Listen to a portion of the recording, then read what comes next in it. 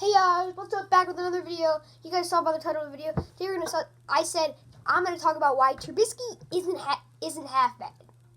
Like, what do you guys may think that the Bears should beat the Texans last week on Sunday's game versus the Texans?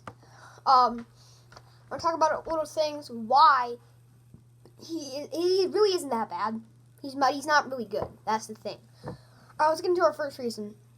You guys saw his throw, what he did on Sunday. He didn't throw any interceptions. He hasn't thrown any interceptions. His touchdown and interceptions, he's thrown in the past. He's 7-2. 7 touchdowns, 2 interceptions in the past 3 games for when he's been starting. So, I mean, he isn't bad. Just the problem is, he isn't bad. Just the problem is, he really isn't consistent. I mean, the problem is he's really just not consistent.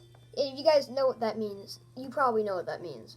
Anyway, but I mean, he's not consistent. Like, you guys see, he's made great reads. He can make the throws. He can look like Patrick Mahomes, and then 2 games later, he's throwing like Jamarcus Russell. I mean, he just isn't consistent. I don't even need to talk about it because you guys already know that. Number 2, people say he's bad just because the Bears made a bad pick. They should have took Watson or Mahomes. Okay, on Sunday, Watson got out-dueled by Mitchell Trubisky. And everyone said Bears should have picked Watson or Mahomes. Mitch Trubisky out-dueled Watson very hard. Sure, the Texans' defense may be really bad, and our defense the Bears' defense may be really good, but still, he out-dueled him. Like, I don't have the stats, but he out-dueled him. Like, he out-dueled him. And it was pretty obvious to see. I mean, because the Bears, it was like 36-7, 7-36, Bears W. Jeez, that's crazy. This is because the Bears haven't won in like 2 months. Yeah, like 8 weeks. It was like 8 weeks we haven't won a game or something. I don't know. Anyway, let's on to the next reason. And here's the thing, he might not even, next reason, and he's probably not going to stay in Chicago. Because he's probably not going to stay in Chicago because that contract, if you extend Mitchell Trubisky, the contract is going to bite you really bad. You're going to have to sign him, if you do even bring him back to like a short deal. Don't tag him because then you're going to be in big trouble.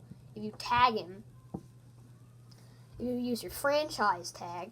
I mean, if you extend him, I'm giving him like here's the problem. He's gonna get like $20 million a year. He's gonna get $20 million a year because he's the second overall pick. So it's not like you can give him like a 2-year, $3 million a year. You can't do that. You can't do that. He's guaranteed the big money because he was the second overall pick.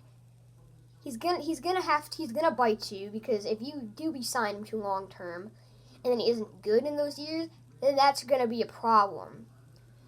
You could maybe try to get him to a small deal, but then I really don't see that happening. If the Bears are gonna extend him, then you're gonna give him a long term deal. Because there's no point of giving him a short, small deal, short and sweet deal. I mean, there's just really no point in doing that if you're going to bring him back. So if I'm bringing him back, I'm talking 4 or 5 year, pay that $20 million a year. If he can be the guy, then go for it. If you really think he's the guy, then go for it. I'm not saying that he's not. I mean, I haven't officially said that he's a bust, and I haven't officially said that he's a star. I haven't officially said that he's a bust, because there could be hope. If he becomes the starter for the next few years, then maybe he's not a bust because he's been your quarterback for at least 7 years or so. So I haven't officially said he's a bust because he's not a bust.